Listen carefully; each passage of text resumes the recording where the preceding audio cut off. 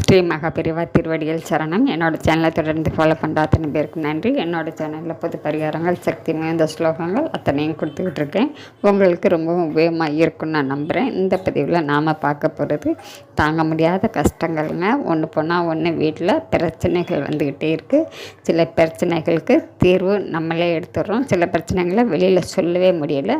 அந்த மாதிரி பிரச்சனைகளில் சிக்கிட்டு ரொம்பவும் மனசு கஷ்டப்பட்டுக்கிட்டு குடும்பத்தில் எல்லாருமே ரொம்பவும் குழப்பத்தோடையே எந்த நேரமும் போய்கிட்டே இருக்குது. இந்த மாதிரி நிம்மதி இல்லாத ஒரு சூழ்நிலையில் நாங்கள் வாழ்ந்துக்கிட்டு இருக்கோம். இந்த மாதிரி ரொம்பவும் கஷ்டப்படுறவங்க நீங்கள் செய்ய வேண்டியது என்னன்னு பார்த்திங்கன்னா, உங்களுடைய தீராத பிரச்சனைகள் தீரணும், வெளியில் சொல்ல முடியாத பிரச்சனைகள் தீரணும், எப்படியாப்பட்ட கஷ்டமும் தீரணும் அப்படின்னாக்க நீங்கள் செய்ய வேண்டியது தினந்தோறும் இரவு படுக்கிறதுக்கு முன்னாடிங்க சின்னதாக வெள்ளை துண்டு எடுத்துக்கோங்க. வெல்லம் மளிகை கடையில் கிடைக்கும், வாங்கிட்டு வந்து சின்னதாக ஒரு பீஸ் எடுத்துக்கோங்க. அதை எடுத்து அப்படியே வெளியில் சொல்ல முடியாத பிரச்சனைகள் எது தீரணும்னு நினைக்கிறீங்களோ அந்த பிரச்சனைகள் தீரணும், கஷ்டங்கள் தீரணும் அப்படின்னு சொல்லிட்டு நாங்கள் தெரிந்தும் தெரியாமல் எந்த பாவங்கள் செய்திருந்தாலும் சரி, எங்களை தொடரக்கூடிய கிரக கோளாறுகளாக இருந்தாலும் சரி அத்தனையும் தீரணும், எங்களுக்கு இனிமேல் நல்ல வழி கிடைக்கணும்னு சொல்லி மனசார வேண்டிக்கிட்டு நீங்கள் அந்த வெள்ளத்துண்டை உங்கள் வீட்டுக்கு வெளியில் வச்சுட்டு நீங்கள் கதவை மூடிட்டு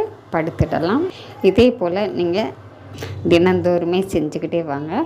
ஒரு நாள் எறும்புகள் எடுத்துக்கும், ஒரு நாள் எடுத்துக்காது. நீங்கள் தினமும் வைக்க பழகிடுங்க அப்படின்னாக்கா தினந்தோறும் வந்து எடுக்க ஆரம்பிச்சிடும்.